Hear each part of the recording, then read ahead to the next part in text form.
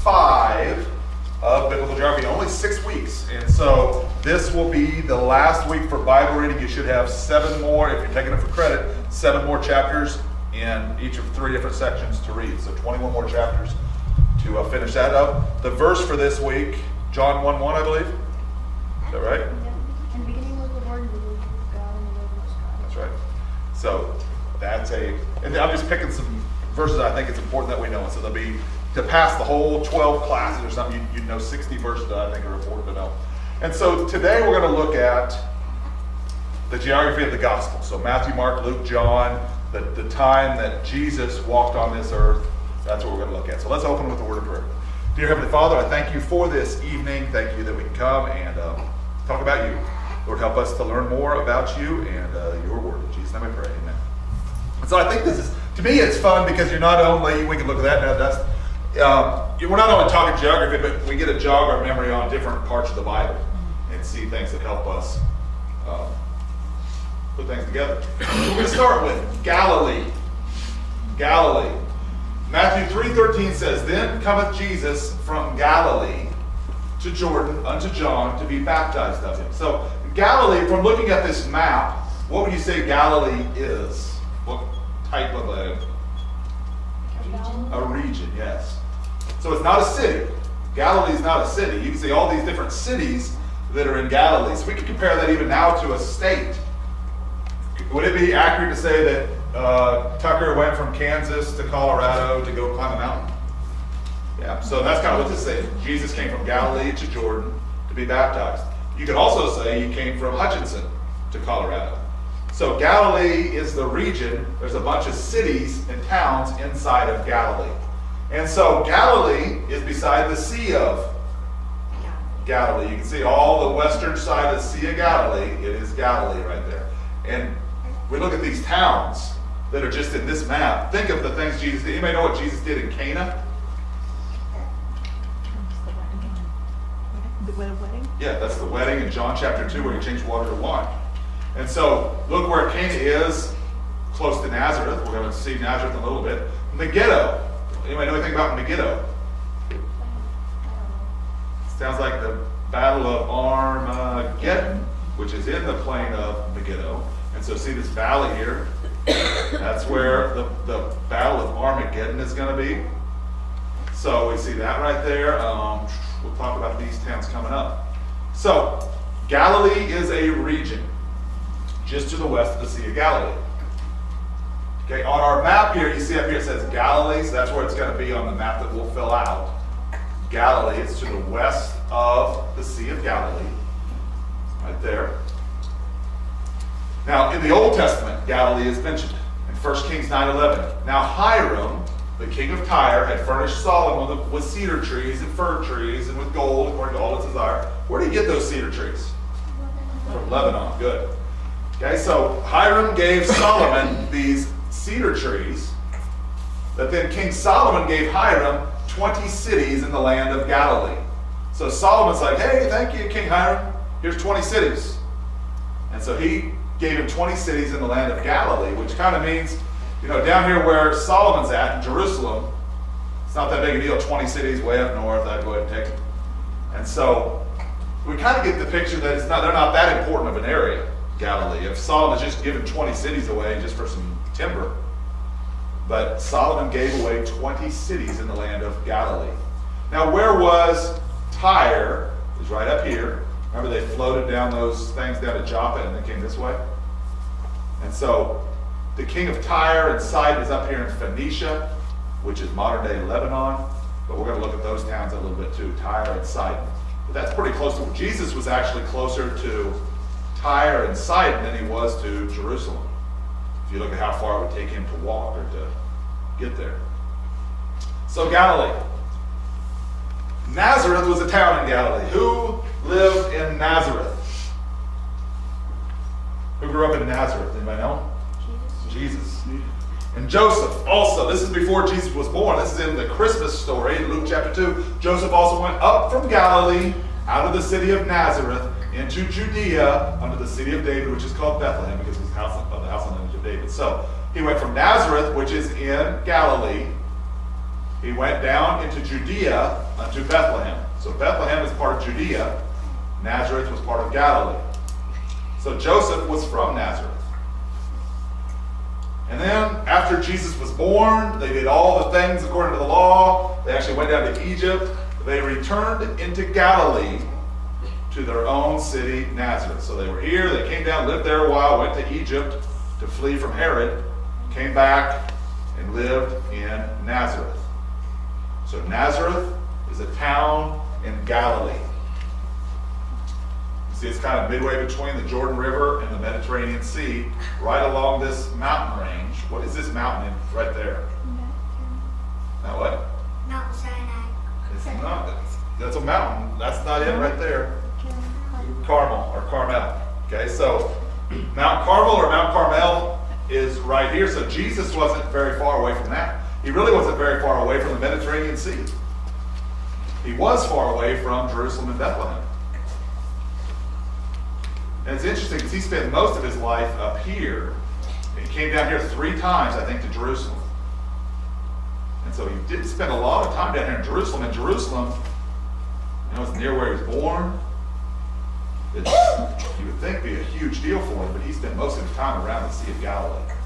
In Galilee. All right, so Nazareth is a town in Galilee. Got that box right there. Nazareth. So this is in John chapter 1. The Bible says, Philip findeth Nathanael, and saith unto him, We found him of whom Moses and the law and the prophets did write. We found the Messiah, Jesus of Nazareth, the son of Joseph. So he is known as Jesus of Nazareth. And Nathanael said unto him, what did he say? Remember him? What did Nathanael say about Jesus of Nazareth? Can any good thing come out of Nazareth? Can there any good thing come out of Nazareth? So did Nazareth have a great name? No, the first thing Nathanael says is, can there anything good come out of that place? So Jesus was born in Nazareth, kind of away from Jerusalem, in the middle northern section, a place that Solomon had sold 20 cities, just giving them away, And Nathanael said, can anything good come out of there? So he came kind of from a place kind of out of nowhere, Jesus did. Not where you think the Lord of Lords and King of Kings would be. This is near the Kishon River. Jesus grew up, there's Nazareth. The Kishon, remember that one time I drew the Kishon River accidentally? Drew it all the way going through. Yeah. So that's right where Jesus is born. Jesus lived. And this is where in Judges chapter 4, Sisera gathered together all his chariots, 900 chariots of iron, and all the people with him from Harosheth of the Gentiles. And he fought against Jael. Jael killed Sisera, fighting against those people, Deborah, and what was his name? Barak. So that was right by Nazareth, the Kishon River. There's Jezreel, that was a summer palace of like Ahab. Mount Carmel, that's where Elijah had that showdown with the prophets of Baal. This is where he ran down here to Jezreel when the rain was coming. So all that was near Nazareth, many years before. There we see Nazareth right there. So this is the Kishon River. This is close to where Nazareth is at. All right, so this is taken from Megiddo. Remember on that map we looked at Megiddo? Looking across the valley to the old city of Jezreel. So here is like this summer home or something of Ahab. Here's Mount Tabor. Now, Nazareth is close by Mount Tabor. So this would be kind of on one side of the valley, looking across to the other side of the valley. There's mountains over there, and Nazareth would be in this area right there. So this is where that battle, the Battle of Armageddon, is going to take place. So that place right there has a lot of significance in the future. That's where the armies of the east are going to come. That's when Jesus is going to come down. He's going to destroy these people, and the blood's going to be up to the horses' bridles. So this is the valley, but Nazareth would be over there.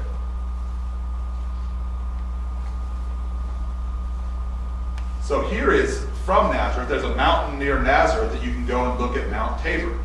So this big mountain right here. This is from where Jesus grew up. So Jesus would have grown up looking at this mountain all the time. So he'd look over and see, there's Mount Tabor.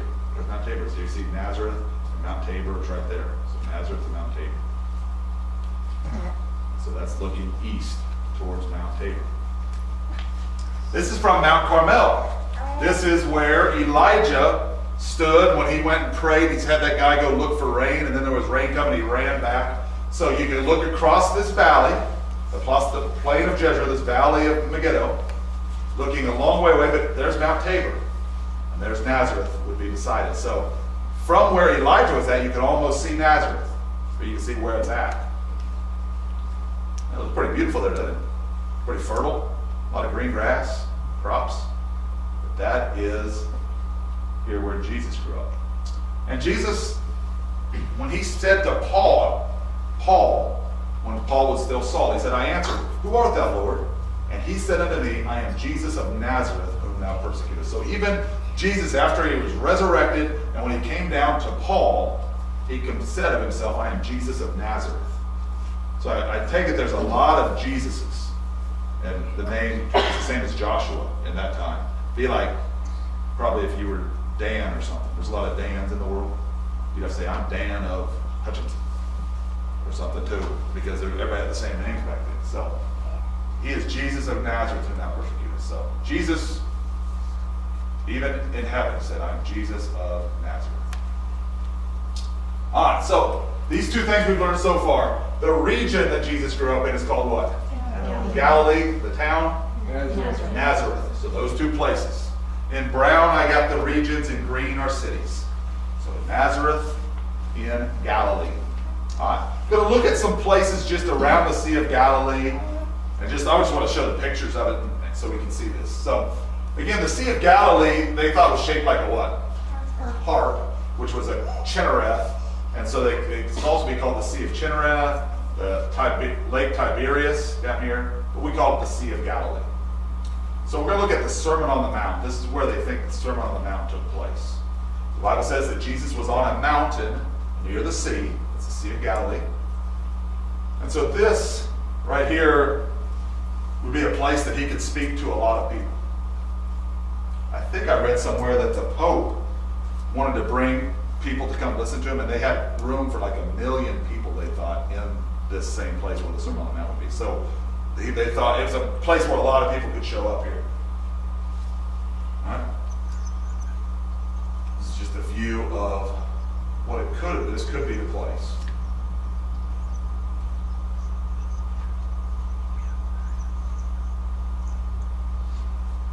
It's down like a place you see in Kansas, though.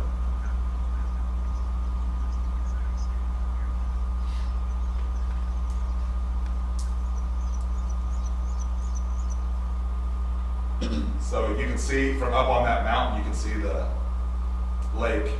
And so looking from this place to the Sea of Galilee, we can see that the place is on the mountainside. And so the Sermon on the Mount is by the sea. This is where they think that he probably gave the Sermon on the Mount in this area. John 6:10 said there was much grass. Mark 6:39 says the grass was green, indicates it was springtime. John 6:4 says the Passover was near, which would be about this time of year.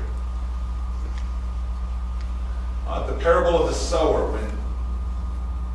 when he gave the parable of the sower, the Bible says he began again to teach by the seaside, and there was gathered unto him a great multitude, so that he entered into a ship, and he sat in the sea, and the whole multitude was by the sea on the land, and he taught them many things by parables. So Jesus is on a ship, and they're on the land.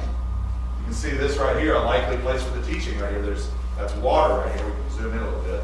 So if he was sitting right here, you can see all the people could be around him and listening to him right there. The cove forms a natural amphitheater right there. And this is towards, right near that. Okay, going to look at some of the cities that he spent a lot of time in. Then began he to upbraid. He began to kind of chew out the cities wherein most of his mighty works were done. So Jesus, the Bible says most of his mighty works were done in these places, and they didn't repent. Woe unto thee, he says, to Chorazin. Woe unto thee, Bethsaida.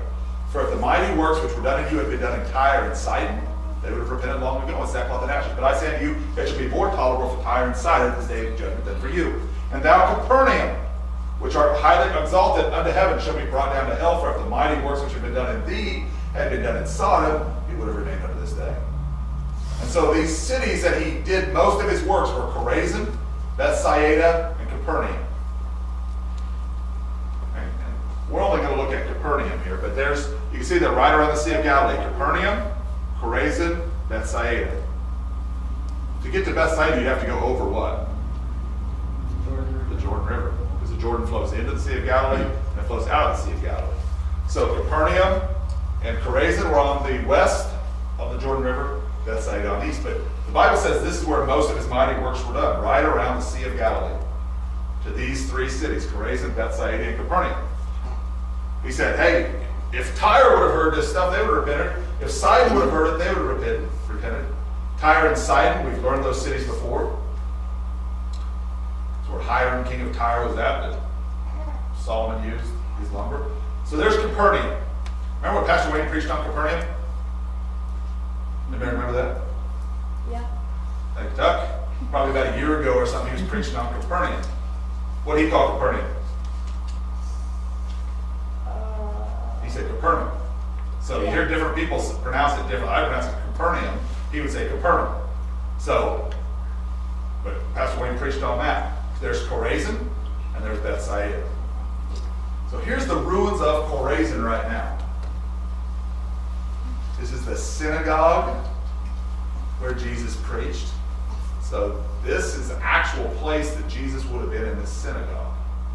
Steps leading up to it. Now what is a synagogue? Kind of like what we would call a church right now, right? People would come together and hear preaching. Like Jesus, it says, I think in Luke chapter 4, probably Matthew chapter 4 as well, as his custom was, he would go get the scroll and start reading out of it. And Jesus read in the scroll, he picked out like Isaiah 61 and said, this day these things are fulfilled in your ears, because it was pointing at him, the Old Testament, and they took Jesus out and wanted to throw him into the sea. So he did that at Capernaum, I believe. And so people would go to these synagogues and they would hear God's law being read to them. And Jesus would read in the synagogues. Paul would go to synagogues on Sabbath days and he would preach Jesus Christ to them. So it wasn't the temple, but they were just kind of like local synagogues and churches. So this is one of the synagogues. This is what it looks like. You can see right here, got this door, maybe an arch that can be over it. There's not a lot left, but for 2,000 years it's pretty good. Here they got the arches broken off. That's what they would say. This is kind of a more full picture. Have a door, the main door. But they had, really their construction looked very similar to ours, wouldn't you say? I mean, that looks like a house on West 4th Street going out to the dump. Anybody know what house I'm talking about? Yeah. That big old house on the south side. So they really had a lot of the same architecture we had. And this ornate stone column formed one side of the ark, so they would keep the Torah or the Old Testament there in that synagogue that Jesus went up and he found the place. There's still one column, and what they would do is put one on either side of it, and then that scroll would be in the middle. And you could put a thing over the top. That's at the Israel Museum. There was a seat of Moses that people would go and sit in. There's a guy sitting in it. The scribes and Pharisees sit in Moses' seat. See, that seat of Moses is still in that Chorazin synagogue we found. So that was Chorazin. Here's Bethsaida. This was the home of Andrew, Peter, Philip, Nathaniel. Nathaniel's the one that said, any good thing come out of Nazareth? He was from Bethsaida. It's a lot better place.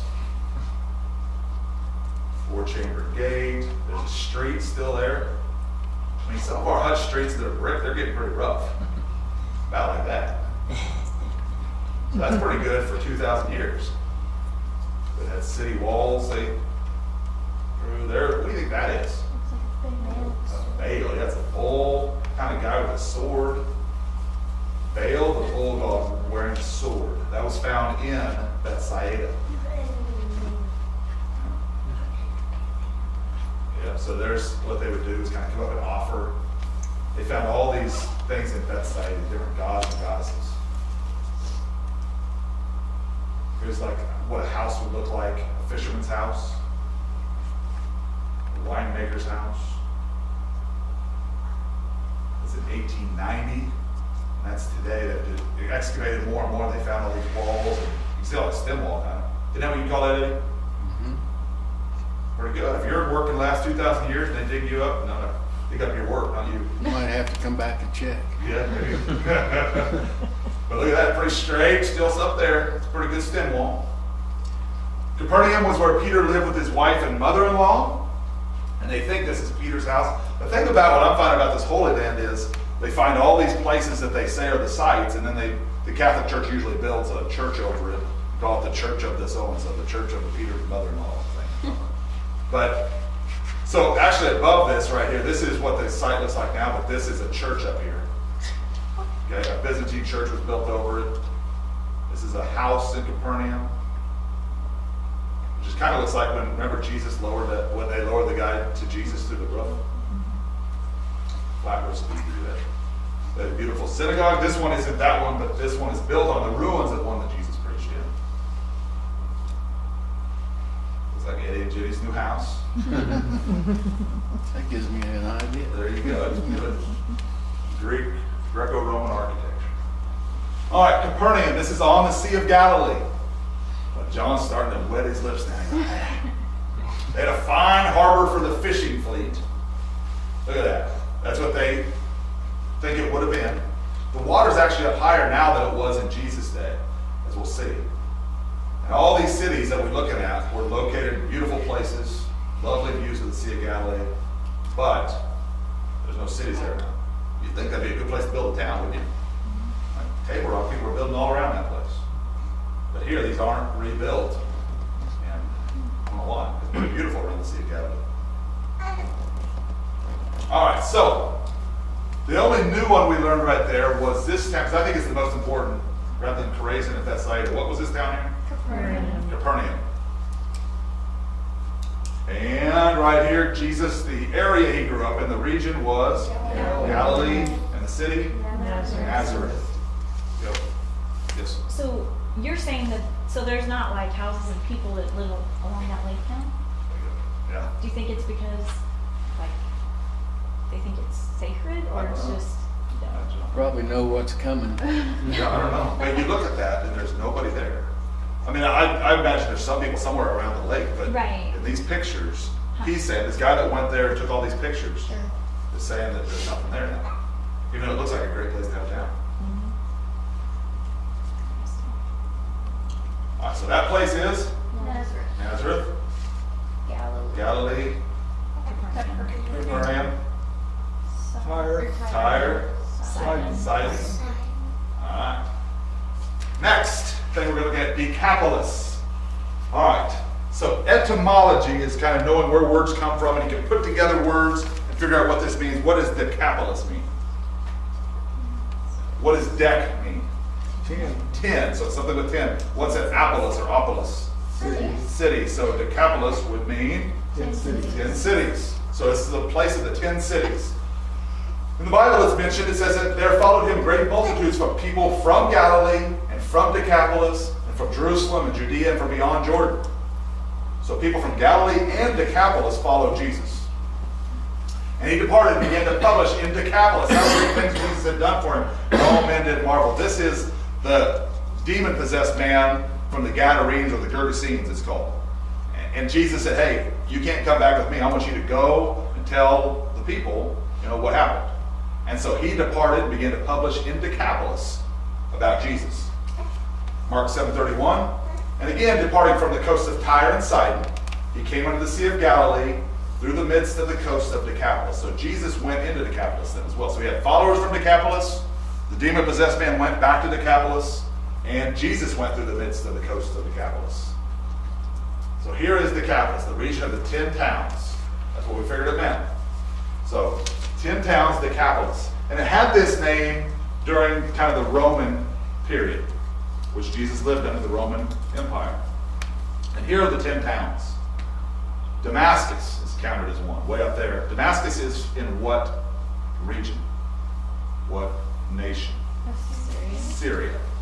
So not Assyria, but Syria, which was also Aram we looked at. So one of the maps there talks about Damascus.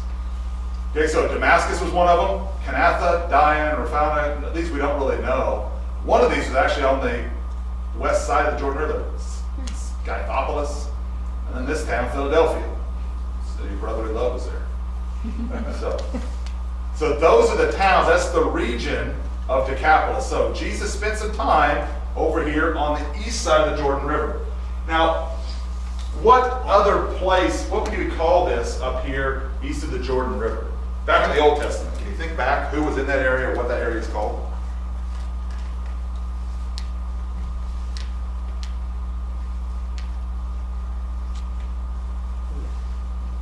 This is it's north of the place that Jenny likes to sing about all the time. There's a balm where? In Gilead. Gilead was over here, kind of in this area. So this is Gilead right in here. That's where Jephthah went out and he fought the Ammonites.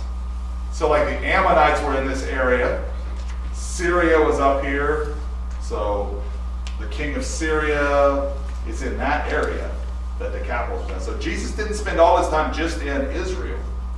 He would also come across over to the east side of the Jordan River where Reuben and Gad and half the tribe of Manasseh, they wanted to stay over there. So Jesus spent some time on the east side. And he did some works over there. Those pigs that ran off into the sea, they were on this side. So in this area of the Decapolis. So when we read about Decapolis, 10 cities, it's over on the east side of the Jordan River. It was the center of Greek and Roman culture in a region which was otherwise populated by Semitic-speaking people.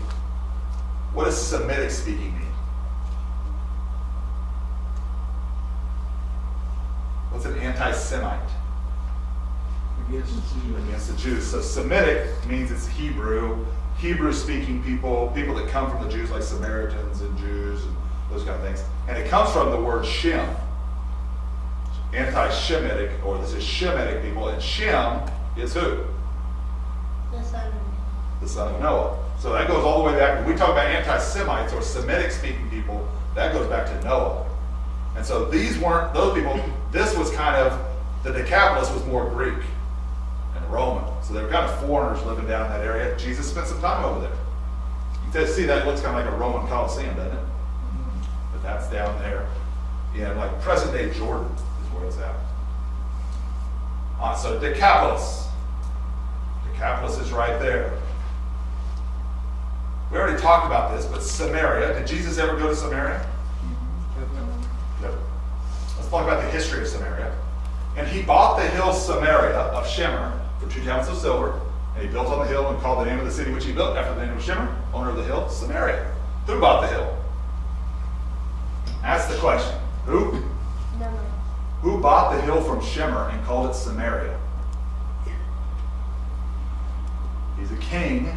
He moved the capital here. The father of Ahab. This man here, Omri. I call him Omri. It's going to be Omri. Okay, Omri bought this place, Samaria. So that, it was a hill. We've seen pictures of it. You can go back in the ones and look at it. That's where Samaria came from. John 4:4 says, and he must needs go through Samaria. Right? Samaria in the Bible was plagued with racism. Now, I think it's kind of funny because they're all Semitic people. They're all Samaritans were Israelites, and they all look probably about the same. I wouldn't say it's racism. To me, racism is like you don't like somebody because of their color of their skin. But here, it was because of their religion that the Samaritans and the Israelites didn't get along. And Jesus went through Samaria. He met the woman at the well, and the woman thought they had to worship where? Remember what she said? She said, well, don't you got to worship at this? We say you got to worship at this mountain, which was Mount Gerizim. And ye say you got to worship at Jerusalem. What is it? And Jesus said, the time comes, and now is it, you're not going to worship at any mountain, but you worship God in what? In spirit and in truth. So that was in Samaria, right in this region right here, Samaria, which was bought by Ahab's dad. And now I think there's like 967 Samaritans still alive, and they marry their cousins and stuff trying to keep this going. But there's 967 Samaritans still worshiping at this Mount Gerizim. So it's a dying breed, but they're still around. So, and they're probably good because they're good Samaritans. So they'd help you out, I'm sure. All of them. So, all right, this one up here is what? Galilee. That's right. That would be Nazareth, Samaria, Capernaum, Decapolis. Decapolis. Good. The last place we're going to look at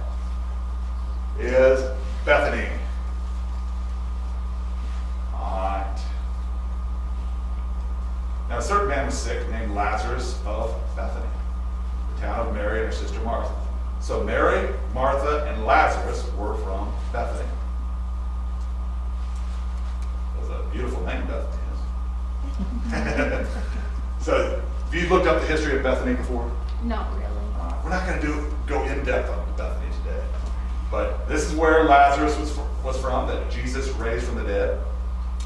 When Jesus came to Lazarus, what did Jesus do when he was still dead? Jesus wept in Bethany. Jesus came here before his crucifixion, because it's real close. Bethany was nigh unto Jerusalem, about 15 furlongs off. How long is a furlong?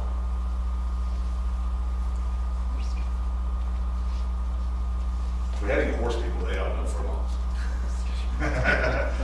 Because a furlong, like Kentucky Derby is like so many furlongs and stuff like that. A furlong's, I think, 200 yards, basically.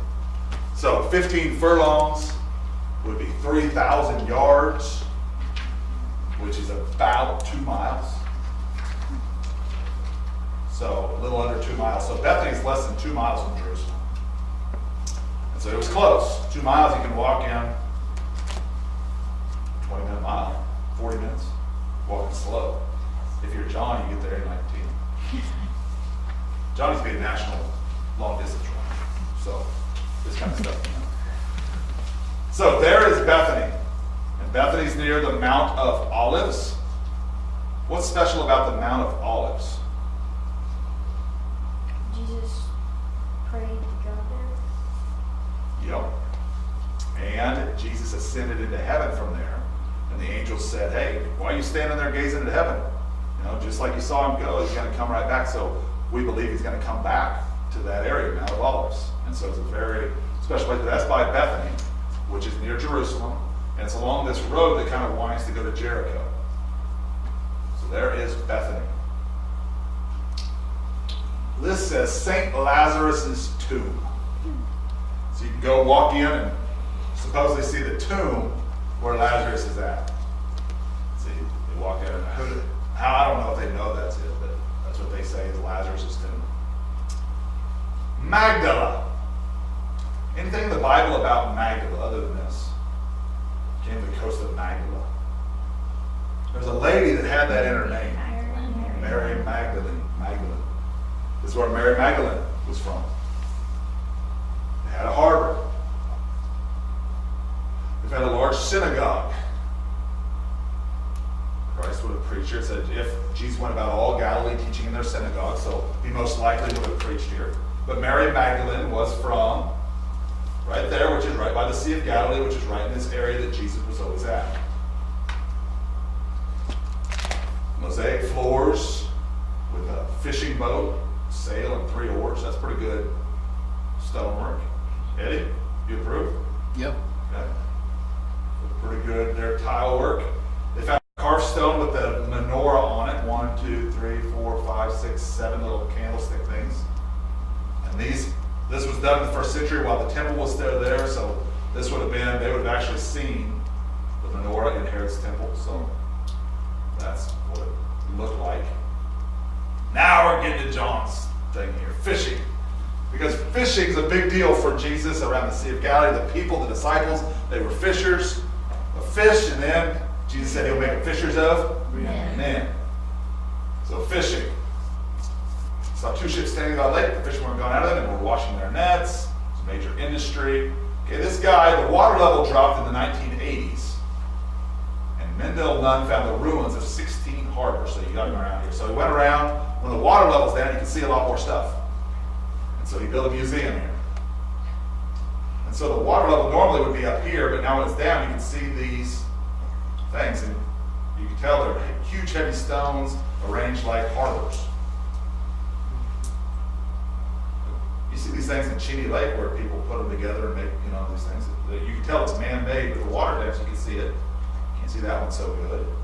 There's Magdala, where Mary is from. So they picture what it would look like. The harbors used advanced technology. The Kersey Harbor had a fish tank for storing live fish.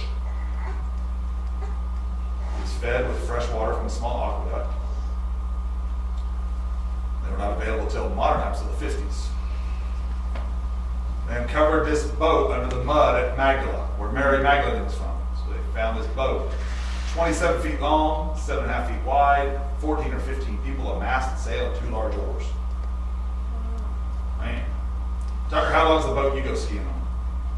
For one, I don't really know how to ski. But Mastercraft probably 19 feet, 20 feet, yeah, it's I would probably, guess. yeah, 16 feet maybe. Yep, somewhere in there. This was 27. It's Malibu. This was bigger. That was a Malibu skier, huh? Gotcha. Malibu, it said. Gotcha. So, that's a big one though. Could hold 14 or 15 people. That's like a pontoon.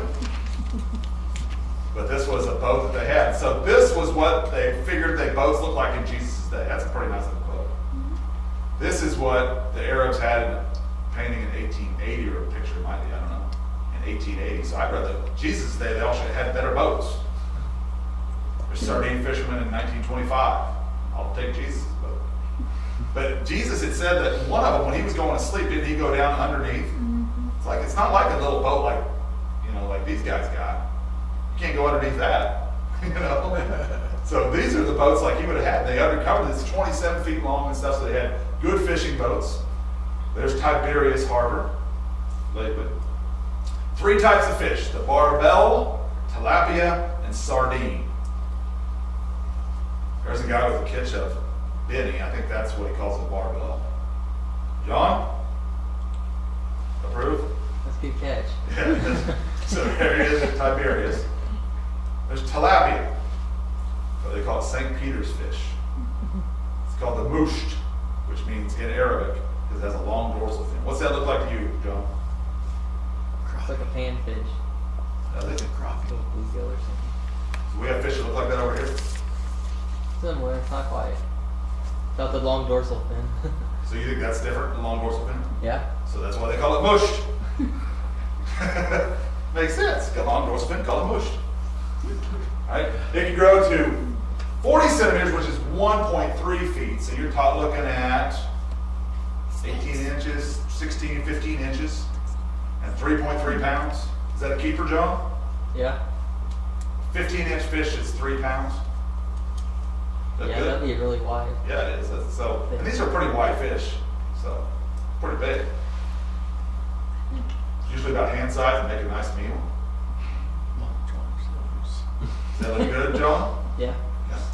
We could have cleaned it for Now look at this. The male and female spend 1 or 2 months together, then lay the eggs in a lagoon near the shore. They often form a lifelong partnership. Oh. Now look at this. The female protects the eggs by taking them into her mouth for 7 to 10 days until they hatch. Watch this here. We're going to be some sound, but just watch the picture. Make it in the real world. So Look at her suck up those eggs. are being re-scooped up by the female tilapia to brood in her mouth for any number of days now. So this is fish that they would have had over there. Why do you think they call it Peter's fish? Yeah, I think this is the kind that would have the coin in its mouth. These are the ones that have, they're used to eating stuff like that. They suck up these eggs in their mouth. Now watch this. The female continues to protect them for a few days.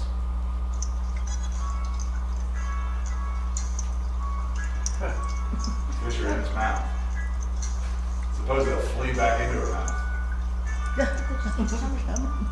You ever seen that, John? No.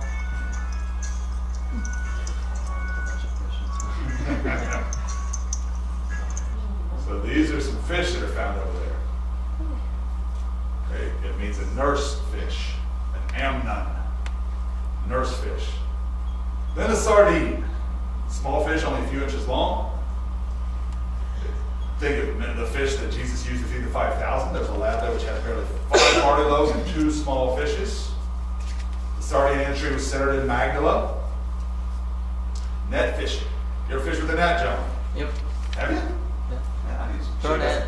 Huh? Throw net. Oh, is anybody ever filmed you doing it? Yeah. Hope not. No, we're gonna watch some film of this guy. So Peter, Andrew, James, and John were fishermen. They were fishers. What did Jesus tell them to do one time? They were on the other side. They caught a bunch of fish. Right? They had to mend their nets. I would imagine those fish and all kinds of stuff would cut those nets, like their dorsal fins and stuff, especially if they're mushed. Thomas Didymus and Nathaniel are also mentioned as fishermen. Is this what you do, John? Yeah, All right, not so graceful though. watch this guy. This is how they could have been doing, throwing nets out. Yeah, it looks just like that. Think he's gonna catch anything? Looks like there's a hole. Looks like it. This is what happened when Jesus said throw your net on the other side.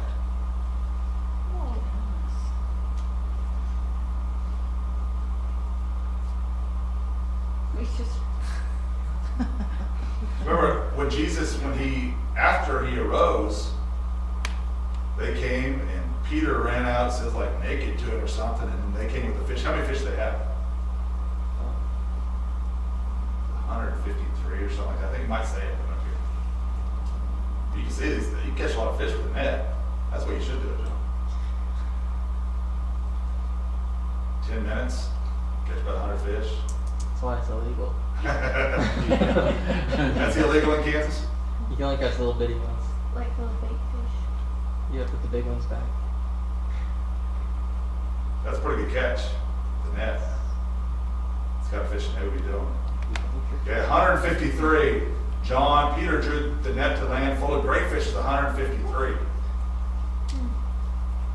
It'd be about 765 pounds if they were 5 pounds each, and it said they were great fish. So that'd be a heavy, heavy net. Because you can see sometimes they have their nets break. They could also do this and drag net with a group of people. Come and pull a bunch of them in. Look at those guys doing it over there. 2 people can do it too. Only one time in the Gospels is fishing with a hook. That's what Dusty was saying when Jesus said, go cast the hook in the sea. The fish first come up, open his mouth, find a piece of money, take it, and give it to him. And so this was when he came back to Capernaum, so right on the Sea of Galilee. So they would have fished in the Sea of Galilee, put a hook in. So they also fished with hooks. So with nets, one throw net or a drag net or with a hook here. All right. So for the Gospels here, if we're looking at this new stuff, we just learned a few places. The region that Jesus was at was Galilee, the town, Nazareth, right there by the valley of Armageddon. Let's see, across the region of 10 cities was Decapolis. This down here was Samaria. Jesus must needs go to Samaria, through Samaria. This town right here by Jerusalem, Bethany. So that was the home of who? Lazarus. Lazarus, Mary, Martha. They were all related. So here's Tyre and Sidon up there. And this town right here on the Sea of Galilee, Capernaum. And that's probably the most important town that Jesus did his ministry in, Capernaum. But he said, man, if Sodom would have saw what I did in Capernaum, they would have repented and they'd still be around. So the people in Capernaum, because he did so much there, they had a lot expected of him. And if they rejected Jesus with all the stuff he did, their punishment is going to be sorer than even Sodom's, is what Jesus said. Which teaches you that hell is not just like one level of punishment. There are going to be worse and less severe punishments depending on what people do. And so their punishment is going to be very bad to the people that didn't believe on Jesus from Capernaum. All right, so let's go review here. We got about 15 minutes. We're probably going to spend all of that. But going back to the very first one. Tucker, what's this sea over here? Mediterranean. See, Truett, what's that sea right there? Sea of Galilee. Teddy, what's that river? Jordan River. And what is this sea? The Dead Sea. So those are the major bodies of water around Israel. Now we're going to look at major bodies of water other places. These 2 rivers here. Tigris. Euphrates. Where it said Mediterranean. This river. The Nile. It's down in what nation? Egypt. And this, the Red Sea, where Moses took the people across the Red Sea. All right, now these places in greens are towns. Here would be where Abraham started out. Where's that? Ur, the Chaldees. This town is where, what's that? Babel, or it's the same place as Babylon, is what we believe. Babylon, same thing. So Ur went by Babel, because when he was supposed to go, Abraham was over to the promised land. Why did he not just go this way? Why did he go up there? Desert. So this is called what? That Fertile Crescent. Up along here, and he ended up staying where? In Haran. Until his dad died, and then he finally said, okay, Genesis 12, let's go down here. So he came down, he first came and he came to a place called Bethel. And so Bethel right there. Then this city, just because it's a very important city, is Jerusalem. And the one on the clear south border that's called a lot is Beersheba. Good. All right, now let's go to Exodus. So it helps to me to think of the story that's going on. So in Exodus, they're exiting out of Egypt. And so where were the Israelites? They stayed in a land called what? Goshen. Okay, and then they crossed the Red Sea and came to the land of Midian. And Moses dwelt in Midian. And then they ended up coming back to Midian sometime there as well. But Midian is where Moses' father-in-law, Reuel, which is Jethro, he lived down in Midian. So these are the two new ones right there. We're Goshen and Midian. We have our bodies of water and we have Jerusalem. Numbers. So here, we still have Goshen and Midian, but they were in Kadesh Barnea. And they wanted to just cross through some land, but they said, nope, you got to go around. Where'd they want to go through? Edom. And Edom is, if Israel is Jacob, who's Edom? Esau. So they should be brothers. And they said, nope, we can't. And they said, we'll just go by the King's Highway. We won't go to the right or the left. Our cattle won't eat anything. We'll go straight through. And they said, no. And so the people had to go down here by the Red Sea and then up and around. So this is Edom. That's the new one we learned in this one, was Edom right there. Deuteronomy. So they came up, that Edom's down here. The next place they went through is the land of Moab. Moab. Who's from Moab? What's a famous lady from Moab? Ruth. So she was a Moabite. So that's the land of Moab. Moab is a son of Lot. So Esau was Edom. Moab is from a son of Lot. And there's the Dead Sea. What was this mountain that Moses was able to go up and see across the promised land? What's that mountain name? Nebo. So that is Mount Nebo. Looked across the Jordan River and he could even see what? Jericho's right there. So on this mountain you can see across to Jericho. We still got Jerusalem, our bodies of water. So the new thing there was Moab. So you got in order Edom down here, then Moab. Anybody know what the next one's going to be? Area? Yeah, it would be Ammon. We'll get to there. So, now in Joshua. Joshua, he fought the battle of Jericho. So the first town we're going to do is go across here to Jericho. From Jericho, they went and fought against Ai, and then they got tricked by Gideon. So we got those three towns right there. There's Jerusalem down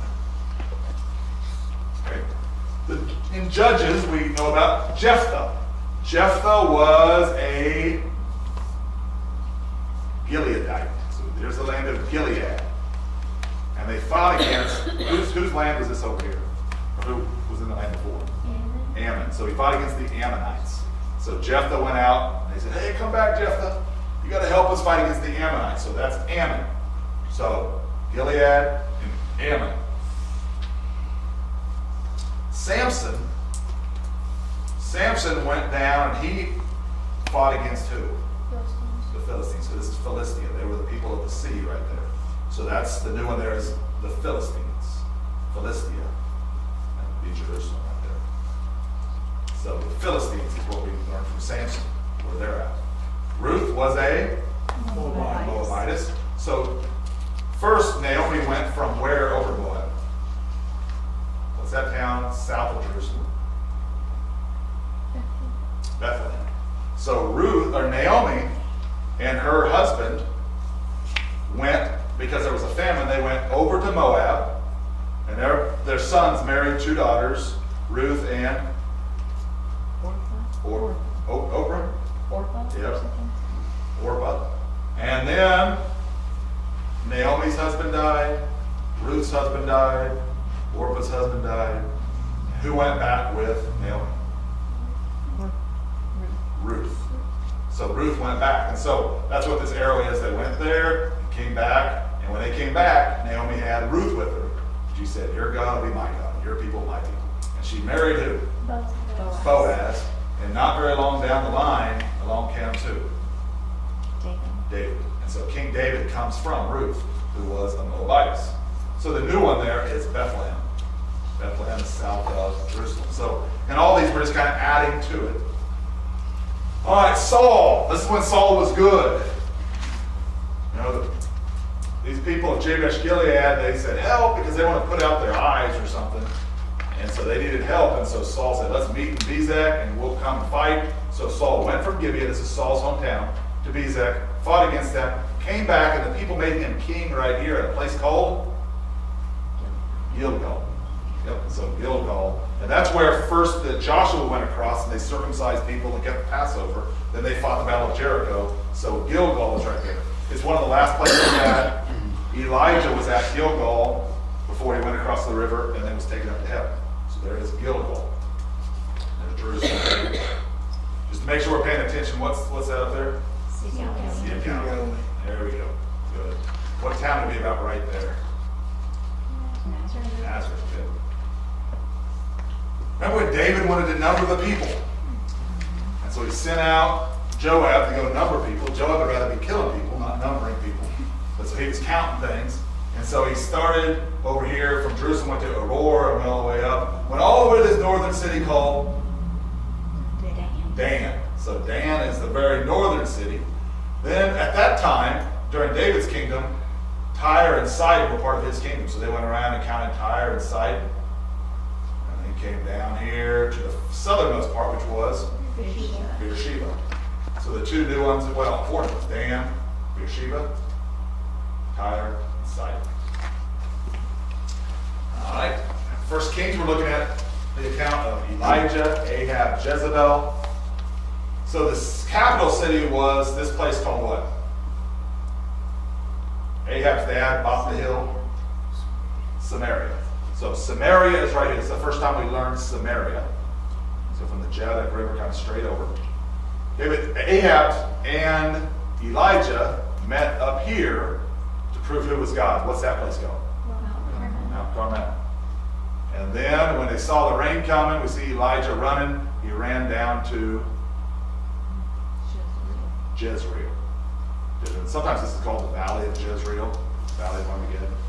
Okay, so those are the three new places: Samaria, Mount Carmel, Jezreel. Second Kings is when Israel gets deported. What year did Israel get conquered? 722 BC. And who came and conquered Israel? Assyria. And so the Assyrians are who we looked at a bunch of the artifacts and those kind of things. Assyria was a world dominating power before Babylon came and conquered Assyria. So Babylon conquers Judah in 586 BC. So Assyria's in this area, Babylon's in this area. In First Chronicles, we just looked at these two towns. We hadn't got up this far north yet. What is this area up here?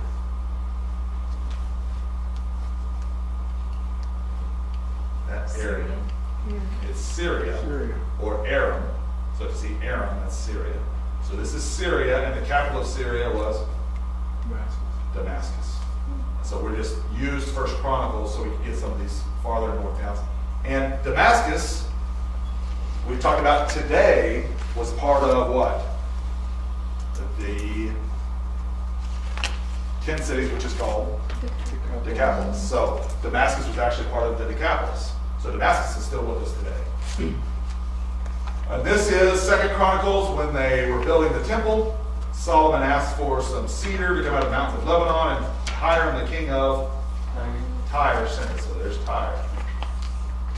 Jesus actually went to Tyre and Sidon and preached up there, but he just preached to the Israelites there. So Israel was conquered by Assyria. What's the capital city of Assyria? Nineveh. So that's Nineveh right there. And this is showing whose trip? Who would U-turn out in the middle? Jonah. He took a U-turn. Okay. What brought him back, Taylor? God did, definitely. So, but a whale did, right? So then he went and preached to Nineveh. Okay, looking at the next empire after Assyria was Babylon, the capital of Babylon would be Babylon. So the capital of Babylon is Babylon. Is there any country that the capital is the same name as the place? Kind of like New York. But the capital of New York is Albany, bro. So it's not New York City, but you got it. I have to think on that. But the capital, Babylon is a city, but it also was the Babylonian dynasty or Babylonian empire. And then after Babylon, Babylon was conquered by who?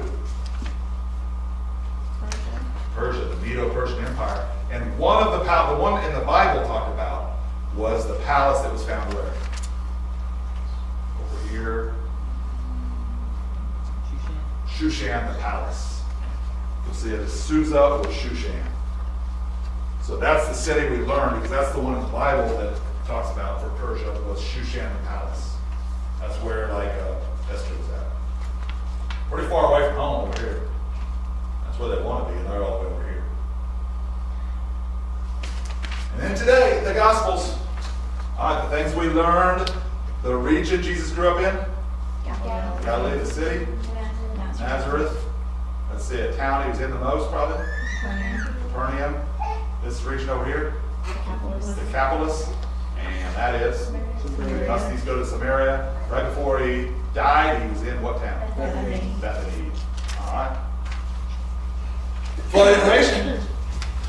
So we will finish next week looking at kind of probably the book of Acts and also Paul's journeys and even where like Ephesus is and Galatia. Kind of the different books of the Bible. So there's a lot I'll have to narrow down to figure out what I think is most important on that. But we're getting towards the end. And then we will hopefully have a lot more information in our head than we had to start. Think so, Drew? Good. Is the test next weekend? So what do you want to do? Would you want to stay afterwards and take a test? Or do you want to A just... week to study. You can have a week to study and I can just give it to you. You can take it home and do it. You know, whenever. Just take it home. That sounds good. Yeah. I mean, if you want to cheat on a Bible thing, you got to live with yourself, you know. So I would just say, you know, put everything away and do it. But probably, since we're just going to learn this stuff next week, we probably wouldn't take a test right after that. Probably have a week and then do it. And I would say just at church, I'll give you some take-home. Be a take-home test. Does that work? How does the Bible reading work for our 6 weeks off? I mean, are you going to have assigned chapters or ones that So next class, we'll finish the... pick up with the next Okay. 105 chapters. And we'll still get through in the year? Well, not in a year. You said like 3 years or something. Yeah. Oh. Yeah, not in a year. If you Okay. take 12 of these classes, that would get through the Bible. That's not acceptable. That's not, you know what? I'm not stopping you from reading. Plenty, right? But I think that's good though, to read through a year. Because I thought that's what we were going to do was read through the Bible. We are. But to do it in a year, you read 4 chapters a day. And that'll pretty much get you through in a year with some to spare.